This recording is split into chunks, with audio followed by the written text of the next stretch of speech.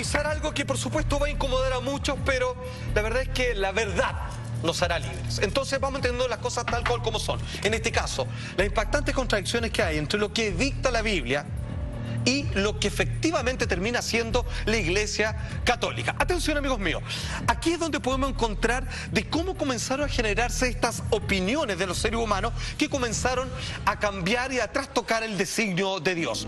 Cuando nos vamos al siglo IV, respecto a la que comenta San Basilio, que es uno de los grandes próceres de la Iglesia moderna, dice: lo que nosotros enseñamos no es el resultado de nuestras reflexiones personales, sino lo que hemos aprendido de los padres. Vale decir que en el siglo I y II se crearon grandes pilares de aquellos que tomaron los textos bíblicos originales, comenzaron de alguna manera a tratar de interpretarlo de la mejor manera, pero que sin querer o simplemente porque la naturaleza humana es así, comenzaron a dictar cátedras, leyes y cánones sobre cómo debían comportarse aquellos que seguían la Iglesia Católica y aquellos que operaban dentro de la misma. Lo que vieron, y ahí comenzaron lo que a separarse. Nosotros lo seguimos. Exactamente, porque no hay duda, es cuando se convierte en un dogma. Exacto. Y sin embargo el dogma tiene obviamente el poder de que no lo digo yo, lo dice Dios. Sin embargo, lo que queremos demostrar que lo que dice Dios a veces poco y nada tiene que ver con los cambios que de puño y letra quisieron hacer los seres humanos. Atención, esto es bravo y esto usted lo puede corroborar y lo pueden consultar incluso con otras iglesias cristianas. Los 10 mandamientos, cuando Moisés lleva al pueblo israelita, ¿cierto?, liberado de los faraones egipcios. Finalmente, cuando es escrito el decálogo, la tabla de los 10 mandamientos, estoy hablando en estricto rigor, finalmente nos vemos que en el texto original dice: en el segundo mandamiento, tan importante como el primero, no te harás escultura. De hecho, debo decir, pequeño paréntesis, que hasta hace algunos años yo tengo perfecta memoria de que esto se enseñaba así. Sí. En Éxodo 20, versículo 4-6, dice, segundo mandamiento del decálogo: no te harás escultura, ni imagen alguna, ni de lo que hay arriba en los cielos, o sea, ni del propio Dios, ni abajo en la tierra. No te inclinarás ante ellas, ni les darás culto. Perfecto. ¿Qué es lo que dice ahí clarito? Que ya reconoces tu Dios, me está haciendo caso, me sigue a mí, pero no creo que hagas imágenes de mi persona, ni mucho menos que adores representantes míos o quienes dicen ser algún tipo de figuras que yo condenaría porque las considero completamente paganas. Dos ejemplos: santo y santa, está lleno. De hecho, santo y santa. De hecho, la figura papal. ¿Sabes por qué esto en algún momento, como obviamente era peliagudo con respecto a lo que la Iglesia Católica trata de armar respecto a la venta de santitos, postales, cruces, adornos, merchandising varios, San Expedito, lo que tú quieras? Es que finalmente eso fue trastocado y se cambió. Y ese segundo mandamiento, cuando uno lo revisa en su Biblia, que tiene obviamente el velador, aparece en lo siguiente. Dice ahí: no tomarás el nombre de Dios en vano. ¿Les suena? Te lo juro por Dios. Ahí le queda mucho mejor. Pues bien, ellos. por supuesto, porque eso es lo que te dice, claro, no jurar así, digamos, relajadamente. Te lo juro por Diosito, por Diosito. Exactamente, no hacerlo por cosas banales, digamos, ni por cosas que uno no va a cumplir. Te juro, Dios, que no tomo más. No, mentira. ¿Cachai? Y todo lo demás. Sin embargo, antes no era así. Antes, en estricto rigor, había una petición tangente, completamente categórica, de que no vayas a hacer imágenes, tanto de representación mía, Dios del que hablaba, o de otras cosas a las cuales adores, a las cuales te inclines, te arrodilles, le reces, le pidas cosas. No vayas a hacer eso porque esto es tan importante como el primer mandamiento y como el resto de los otros 9. Sin embargo, hubo un cambio carepalo, agarraron eso, lo borraron y colocaron, para poder generar todo un negocio, la necesidad de adoración con representantes de la tierra, partiendo por el Papa y todo, digamos, la seguidilla de merchandising, como bien dice un gran cristiano como es Felipe, de todo lo demás. ¿Se sabe cuándo empiezan a aparecer las imágenes? Es decir, cuando se empieza a hacer el merchandising. Mira, fíjate que comenzaron así muy fuerte cerca del medioevo. De hecho, más bien en la época bizantina. Ahí hay como una especie de reflotamiento del arte religioso que después se pasa a la música y otro tipo de representaciones humanas. Pero atención, amigos míos, esto puede ser mucho más complicado. Cuando nosotros tomamos varios de los evangelios apócrifos o ciertos textos que fueron sacados de la Biblia original, que era el triple, nos encontramos con muchas alusiones a la reencarnación. Sin embargo, en la Biblia que todos tienen en su casa, la oficial, como aparece en Juan capítulo 3, versículo 1 al 5, quedó un remanente de aquello que hasta ahora se han sacado el pillo como han querido. Dice, Jesús le dice a Nicodemo: Te digo que a menos que uno nazca de nuevo, no puede ver el reino de Dios. Nicodemo le dijo, ¿cómo puede nacer un hombre si ya es viejo? Respondió Jesús, te digo que a menos que uno nazca de agua y del Espíritu, no puede entrar en el reino de Dios. De hecho, Esto no es necesariamente, perdona por la interrupción, pero esto no es necesariamente la manera en que se supone que la iglesia nos enseña a los católicos que vamos a llegar al paraíso. Esto no es exactamente la resurrección. Exacto, aquí es notable, Felipe, lo que acaba de decir. De hecho, el texto más largo dice que no te extrañe que un hombre vuelva a entrar en el vientre de su madre. Bueno, lo dice más categóricamente. En realidad lo que está diciendo Jesús dice que el proceso para llegar a la divinidad necesita de muchas vidas, muchas pruebas y errores en la vida de una persona que a medida que va evolucionando va sintiendo en las vidas posteriores un llamado religioso auténtico que obviamente termina acercándolo cada vez más a Dios en un camino inevitable hacia la felicidad.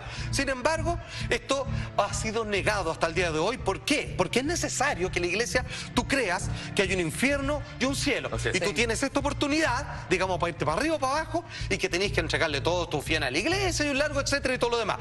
De hecho, a través de la reencarnación se pueden explicar muchas cosas. ¿Por qué niños mueren siendo infantes? ¿Por qué hay personas malas que les va bien y viceversa, personas bien que les va mal? Sin embargo, la iglesia niega rotundamente la reencarnación, pese a que vemos un claro ejemplo de ella en la Biblia oficial, y esto es lo que anuncia el Papa Benedicto XVI. El Señor es quien decide el futuro de cada ser y objeto de este universo. Hasta ahí no tenemos duda. Nosotros como humanos no podemos decidir en qué debe reencarnar un objeto. Nadie debe ni puede jugar a ser Dios. Nosotros no creemos en la reencarnación. O sea, perdón, pero si hay alguien que se ha encargado de jugar a ser Dios, ha sido el clero. Oh, qué notable, en los últimos Felipe. siglos. Me alegro que lo O sea, digas. perdón, pero es cosa de leer todas las declaraciones. Yo no estoy hablando de encíclica, porque eso tiene... O sea, si nos vamos a la encíclica, ahí es peor. Solo declaraciones de los papas o de los cardenales más importantes de los últimos 2 siglos nomás. Exacto. Y ahí claramente hay una contradicción brutal de Benedicto XVI. Por supuesto, y yo le insisto, esto que se coló dentro de la Biblia oficial, existen más antecedentes en los libros no reconocidos, donde se habla constantemente sobre la necesidad de una evolución en distintas vidas de una persona para ir mejorando y acercándose a la divinidad. Es un camino largo, ¿cierto? Pero que finalmente conduce a una felicidad inevitable, lo que me parece muy bien. Igual me parece muy raro lo que dice Benedicto XVI, porque en el credo, que lo que rezan todos los católicos, dice que creo en la resurrección de los muertos. Sí, pues, Claro. Se partía. Sí, claro.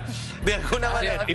Pero por eso yo decía que esa resurrección que está en el credo y que te la explican y te dicen de qué se trata, que es cuando tú te mueres, te vas al cielo y eres feliz en la vida eterna, no es necesariamente lo que dice la Biblia respecto a eso. Eso no es resurrección, eso es reencarnación. Derechamente. Y ahí es donde creo yo está el problema. Cuando las cosas son obvias en la Biblia y no le favorece al clero, se interpreta. Por supuesto. Pero si son obvias y le favorece, no puedes interpretar. ¿Y por qué no le favorece la reencarnación? Porque uno se puede equivocar. Por supuesto. En cambio, en el otro no. Tenés que ser bueno al tiro y pasar la plata y todo lo demás. Bueno, es lo que más bien en uno de sus libros Nietzsche dice, que todo el tema del bueno, el malo, el infierno y el cielo lo crea la iglesia para poder contener los contenidos. Sin lugar a duda. Ahora, a propósito de lo que usted está diciendo, amiga mía, esto le duele a muchos, porque yo sé que a la clase elitista, la clase alta de nuestro país, tiene un vínculo como de cierto grado de complicidad con la iglesia. El conservadurismo. Sin embargo, la iglesia obviamente no le hace asco esto, porque obviamente hay un compromiso monetario interesante para ellos. Pero, ¿qué es lo que dice la iglesia respecto a la riqueza, con respecto a los ricos? Mateo 19:24, es más fácil para un camello pasar por el ojo de una aguja que para un rico entrar en el reino de Dios, amigos míos. Sin embargo, es curioso todas las relaciones comerciales que tiene el Vaticano y que afortunadamente el Papa Francisco está tratando de alguna manera de regular y deshacerse de esas cosas. A ver, tratos comerciales que incluso tienen que ver con empresas que fabrican armas, bueno, o sea, eso ya no es reñido ni moralmente, eso debería ser completamente prohibido. Yo hace poco estuve en el Vaticano y no me puede impactar más lo que dice Mateo. Claro. El versículo 19 Es la contradicción. Claro, Exactamente. o sea, Perdón, lo que dice Mateo en realidad es citando lo que dice Jesús. Sí, Jesús lo por dijo. supuesto. Jesús. O sea, yo estoy en el Vaticano, estoy en el Museo del Vaticano Sí. y todo, y los anillos de oro Sí, del por siglo supuesto. V son impresionantes, incluso los relicarios, que son donde guardan los huesitos de los santos y todo, Los huesos de santos. oro, traído desde América, Brutal. de 2 metros, impresionante. Ahora yo rescato lo que dice el Papa Francisco, porque él obviamente le ha combatido esto. La curia romana padece el mal del rico, insensato del evangelio, que pensaba vivir eternamente, que se convierte en amos y se sienten superiores a todo y no al servicio de todo. Bueno, ahí yo me quito el sombrero y el Papa Francisco Sí. esto lo entiende completamente. Pero aquí viene lo que más le ha dolido. A ver, esto yo creo que es categórico, que tiene que ver con que esta idea del celibato, que obviamente persigue y que no voy a decir que en todos los casos, pero quizás en muchos curas los ha llevado a pecar, digamos, convirtiéndolo en pedófilo. Claro. O sea, de que ha generado esta perversión producto de la contención sexual. Pero ¿qué es lo que dice Timoteo 3:2-4? Es necesario que el obispo sea irreprensible, marido de una sola mujer. Ojo, acá hay una invitación a hacer familia, señores. Sí. Para el hombre, el dueño y líder de eclesiástico, sobrio, prudente, que gobierne bien su casa, que tenga a sus hijos en sujeción con toda honestidad. Y a todo esto debiera sumarle a lo que dice, obviamente, en el Antiguo Testamento, después de que obviamente el arca de Noé llega al monte Ararat. Por favor, Dios da una sola orden: crecer y multiplicados para todos, Así no es. que conviértanse en cura alguno. Pero atención, amigos míos, volvemos a escuchar las palabras de Jorge Medina cuando finalmente le preguntan ¿qué se necesita? ¿Cuál es el primer principio de divinidad del clero? Atención. La renuncia al estado matrimonial implica consagrarse en un estado de vida que recuerda lo que va a suceder después de la muerte y en la resurrección, cuando Jesús dice que en el reino de los cielos ni las mujeres tomarán marido, ni los maridos tomarán mujer. El video completo y el extracto de la Biblia de cómo nos gobierna y cuál es el gran consejo que tiene Dios para todos nosotros, más otro material que claramente nos damos cuenta de la tremenda contradicción que existe entre la Biblia y finalmente lo que hace la Iglesia Católica, al regreso a esta breve pausa comercial. Llegó el momento de aquel tema que más molesta, que duele y que puede ser causante de muchos males al interior de la iglesia. Estoy hablando del tema del celibato. Cuando nos remitimos a la Biblia, la verdad que por lo menos en varios pasajes, en ningún momento aconseja que los hombres nieguen su naturaleza de, por ejemplo, hacer familia o el simple impulso del sexo. En Timoteo 3:2-4 dice: de puño y letra, dictado precisamente por la divinidad, es necesario que el obispo, ni siquiera el hombre común seguidor de Cristo, el obispo, el líder eclesiástico, sea irreprensible, marido de una sola mujer, marido sobrio, prudente, que gobierne bien su casa, que tenga a sus hijos en sujeción con toda honestidad. Sin embargo, esto, por razones que hemos explicado en distintas oportunidades, para poder gobernar con la herencia para todo aquello que pertenezca al cura, pase a la iglesia y no a la familia, o a la familia que pudo haber tenido en esta trampa del celibato, escuchamos al señor Medina que intenta justificar haciendo con ello o negando con ello la palabra de Dios. Lo escuchamos.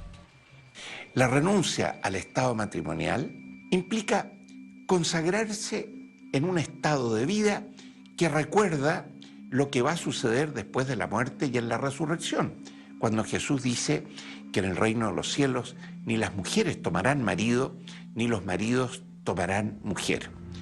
Y los que en esta vida, sacerdotes, religiosos, renuncian al matrimonio, quieren ser humildemente un testimonio de fe en esa forma de vida que es la vida eterna, donde ya no existirá el matrimonio como existe en esta tierra, porque habrá cesado la tarea de multiplicar los hijos de Dios que vienen a este mundo a través del matrimonio.